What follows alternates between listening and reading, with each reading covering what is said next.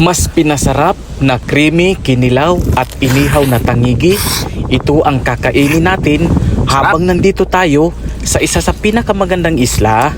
Kaya po mga idol, samahan niyo po ako sa video na ito at magluluto at kikilaw tayo ng isdang tangigi dito sa isa sa pinakamagandang isla sa probinsya ng Masbate. At ito na nga po mga idol, meron kaming dala na fresh na isdang tangigi at ito ang iihawin natin.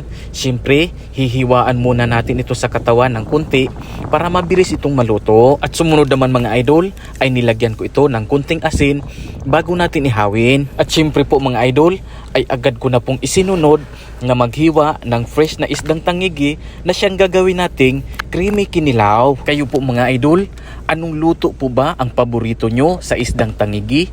Comment down below po. At kung nakasubaybay pa rin po kayo sa video na ito, ay iniimbitahan ko po kayo na